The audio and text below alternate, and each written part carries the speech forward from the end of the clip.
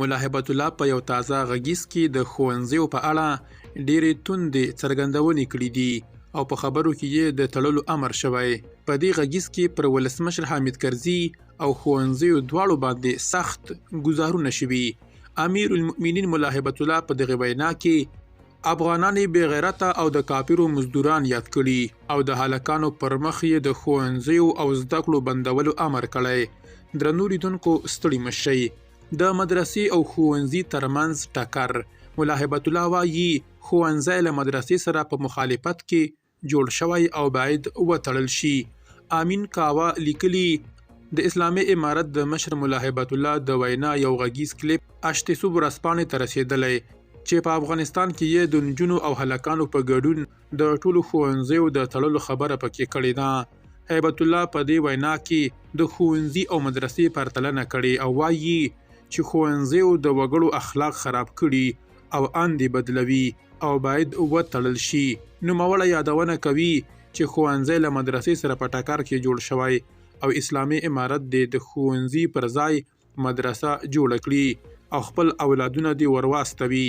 ملا هیبت الله په دې پرتلنه کې په پاکستان کې د ښوونځي پایله د دغه هیواد مخکینی ولسمشر پرویز مشرف او په افغانستان کې مخکینی ولسمشر حامد کرزی یادوي. وروسته نوموړی له خپلو مخاطبانو غواړي چې خپله قضاوت وکړي چې له دې دوو کوم یو په افغانستان کې د مسلمانانو په ګټه دی. ملا هیبت الله په دې وینا کې د ښوونځي زده کړه د ګېډې زده کړه بللې او وایي چې داسې زده کړه نه غواړي. د دغه غږیز کلیپ نیټه څرګنده نه ده خو دا د بلوچستان د کوټې وینا هغه مهال ثبت شوي چې نوموړی د یوې مدرسې مدرس و او اوس مهال د اسلامي امارت ترمنځ په پراخه کچه لاس په لاس کیږي. د اسلامي امارت د مشر ملا هیبت الله یوه غږیزه وینا اشتسوب ورځپاڼې ته رسېدلې چې پکې ویلي دي په ښوونځي کې اخلاق خرابیږي او ټینګار کوي چې ښوونځي دې وتړل شي. نوموړی اسلامي امارت ته په اشارې وایي چې باید خپل اولادونه مدرسو ته واستوي ځکه چې په ښوونځي کې یې اند او اخلاق خرابیږي. د دغې وینا کره نیټه او ځای څرګند نه دی خو په دې وروستیو ورځو کې د اسلامي امارت په واټساپ ډلګیو کې ډېره لاس په لاس کیږي. ملا هیبت الله په خپلې دغې وینا کې په څرګند ډول وایي چې ښوونځی د اخلاقو ضد دی او د زده کوونکو سوچ خرابوي. نوموړی وروسته خبرداری ورکوي او وایي ښوونځی بند دی. په ښوونځي کې اخلاق خرابیږي، نظریه خرابیږي، ښوونځی د مدرسې ضد دی، ښوونځی د مدرسې په مقابل کې جوړ شوی.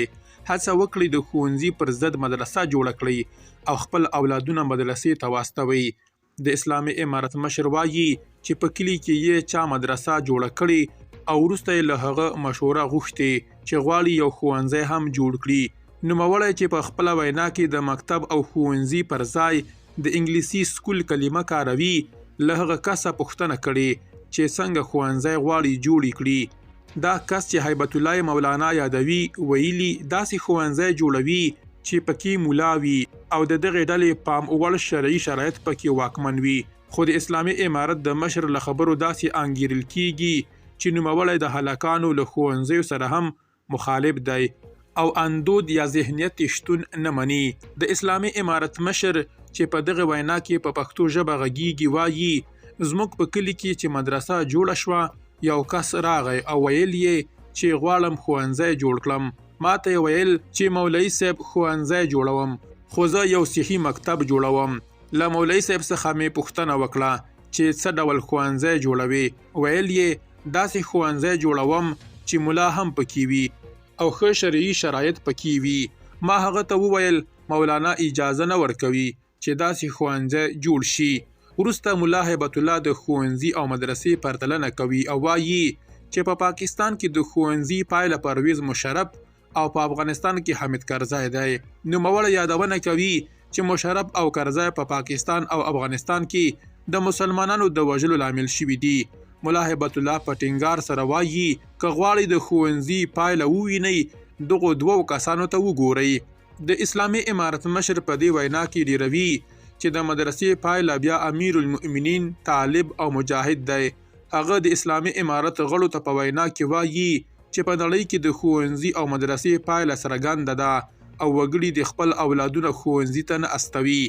ملا هبت الله په خپل دی وینا کې ډیروي چې مدرسې په خپل کلی کې پیاوړې کړي خو ښوونځی په خپل ځای پاتې او کمزوری شوی دی او په پایله کې به له منځه لاړ شي. هغه وایي بالاخره ښوونځی جوړ شو خو مدرسه مو پیاوړې کړه او پیاوړې کړه ښوونځی په یوې څنډه کې همداسې پاتې او کمزوری شو او د خدای په توکل به سږ کال ختم او له منځه لاړ شي.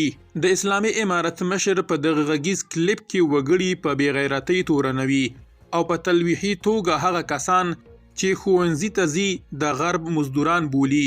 نوموړی یادونه کوي هغه کسان چې ښوونځي ته تللي اسلام یې تباه کړی دی.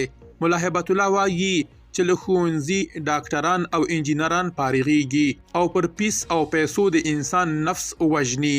ملا هبت الله د ښوونځي پوهنه د ګېډې پوهنه بللې او وایي چې داسې پوهنه نه غواړي.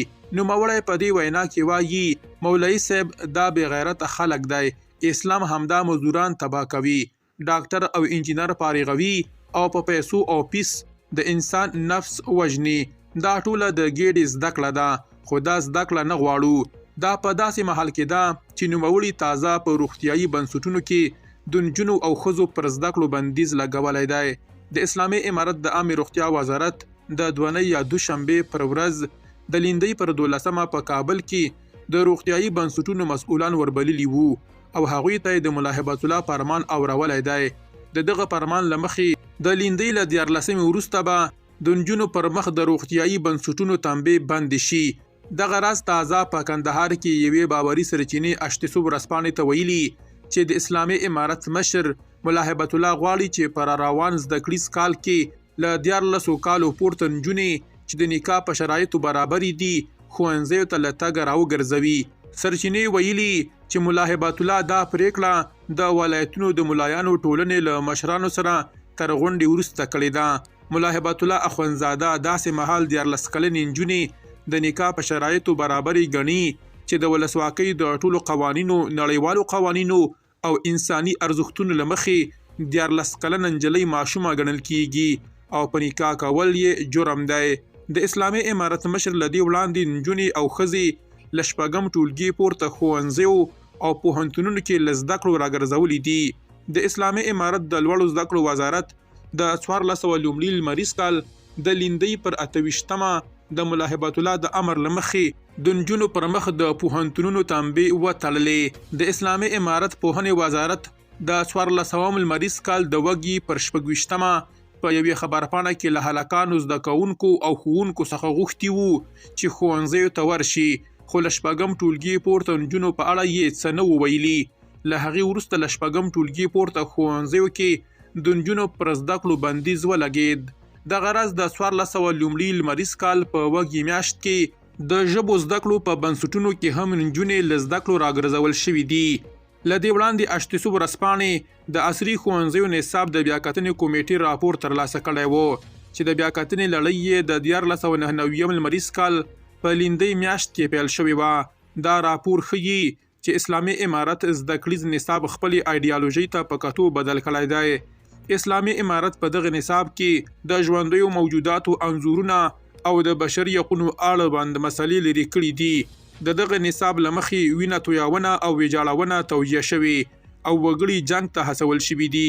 دغه راز اسلامي امارت د ښځو له زده کړو او ازادیو سره خپل څرګند مخالفت جوت کړی دی. درنو لیدونکو له ملتیا مو مننه.